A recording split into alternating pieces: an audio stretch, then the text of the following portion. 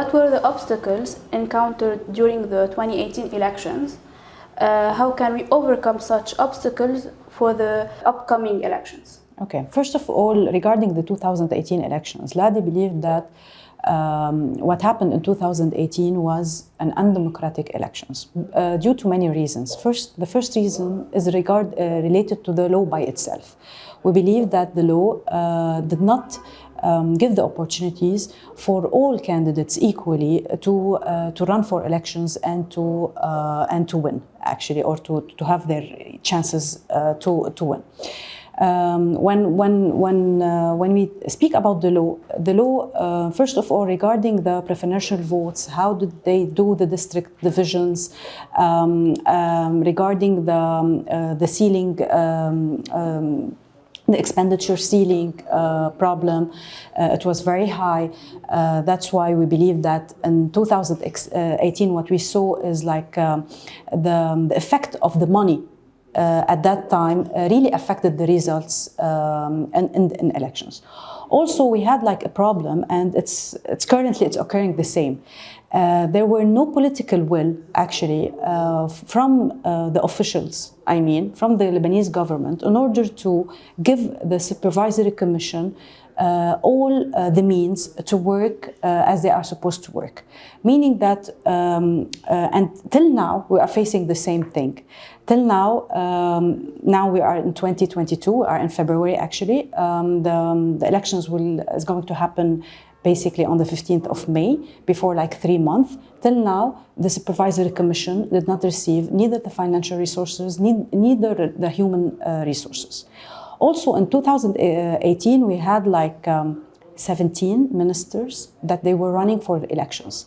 So this is a clear conflict of interest, because many of them has actually used their ministries in order to actually to campaign in their campaigning.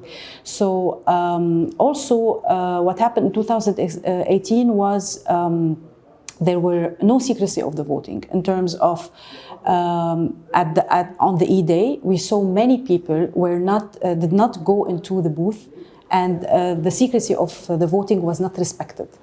So also the clientelistic approach between the various candidates and various political parties regarding the vote buying. We saw many vote buyings. We saw also there was like, it was like kind of tycoons and businessmen were actually running the elections, which had like extreme effect on the results.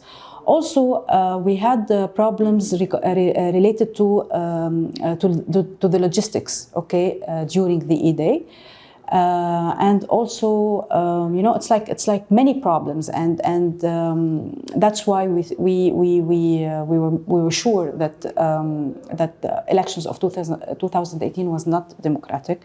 Also, I want to mention one thing regarding the sectarian language that was highly used in 2018, and now we are practicing the same. So these are basically the general remarks. What are the expectations in 2022 elections? Unfortunately, what we are seeing now is not that promising. We believe that the democracy of the elections is in danger. We always, as you know, Lebanon faced witnessed many attempts and many postponement of the elections. You can see now in the news, people are speaking, politicians are talking about whether we will have the elections coming on time, or there might be kind of postponement. So we believe that this is one thing. The other thing is, again, the clientelistic approach.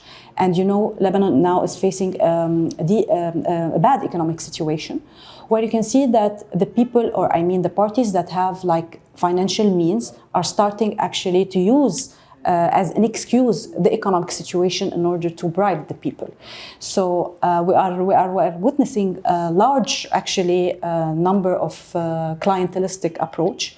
The sectarian language, the polarization that we are seeing day after day, and also on the administration level. Till now, for example, we believe that the ministries are not taking the elections seriously. They are not well prepared till now. We are like in the middle of the campaign. Till now, they did not, for example,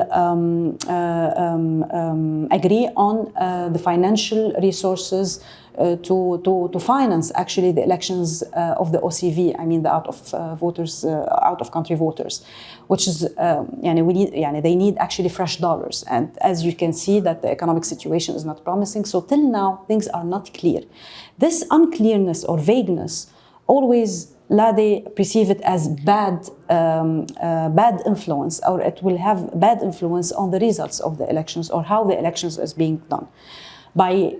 If I'm a voter, for example, and I always hear that the elections might be postponed, something bad will happen, a security issue might occur.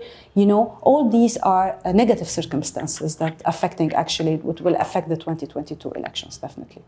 Given the fluctuations in the exchange rate, how do you expect to make a budget to your expenses? Okay, for us in LADE, we were prepared. We always prepare for the E-Day. I mean, in terms of that, we have our volunteers. First of all, definitely, we have funding from donors. Okay, which are respectable donors. So by getting funding, actually, we have funding for monitoring the operation. However, a volunteer does not. We don't need like large money in order for the volunteers. It's just like covering their transportation costs during the E-Day, and also for the long-term observers, I mean, their transportation costs. Because LADE, at the end of the day, we are an association.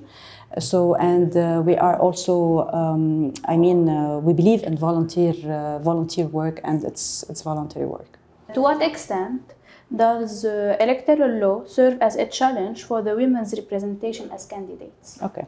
In Lebanon, the Lebanese women face various challenges when it comes to their representation in the parliament. Not only in the parliament, but in the political life as a whole. Yes, it is one of them is the electoral law by itself.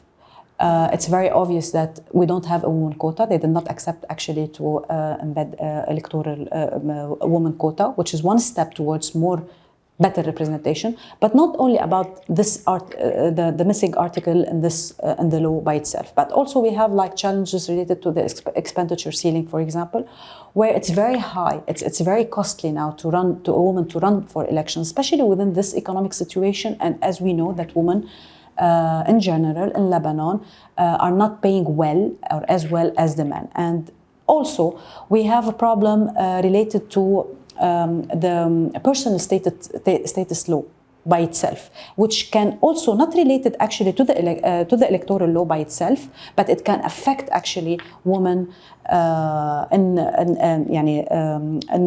politics as well. So this is actually these are the main challenges that face actually women representation in the upcoming elections. Also, the way that the division of the districts. With the preferential vote, with also the base of the Lebanese system under a sectarian system, it have extremely negative effect on the way how do we see women in politics.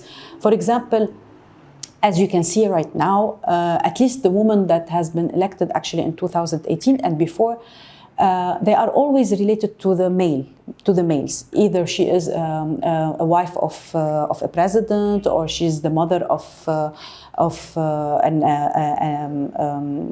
potential MP. I mean, you can see that women sometimes come for a short term in order to let her son then like inherit her position. So many challenges.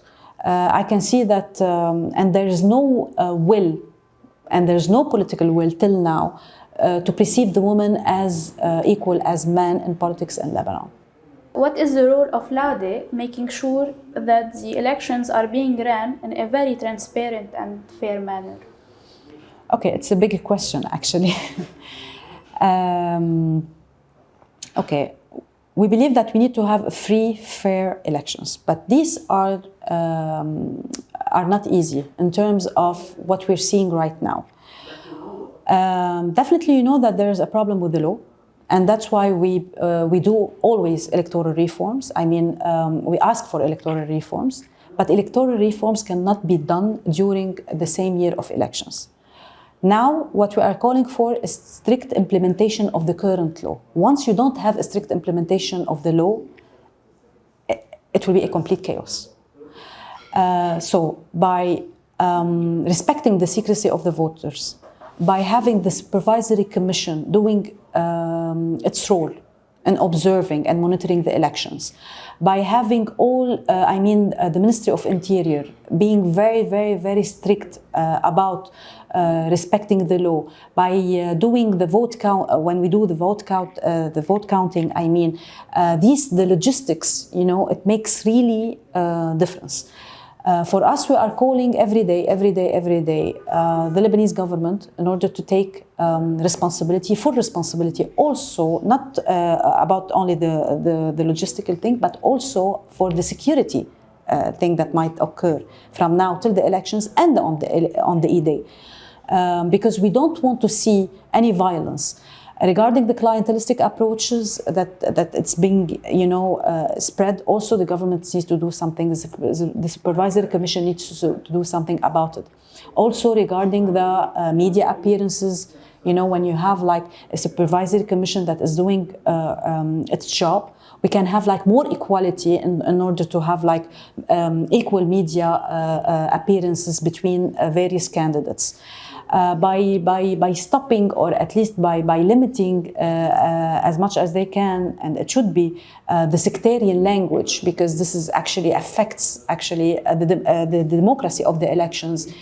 These all elements, it's needed for having a better elections. For us, we are going to monitor. We are currently monitoring what's going on. We are calling actually for strict implementation of the current law, and we are trying to push to make our at least the citizens aware about what's going on. And for example, the voter education, it should be done actually by the supervisory commission. Till now, they don't have the means actually to do it. So we're trying actually to raise the awareness about how to vote, to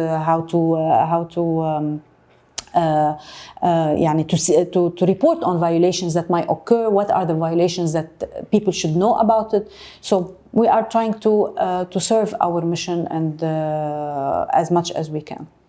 Thank you. Merci. أهلا وسهلا.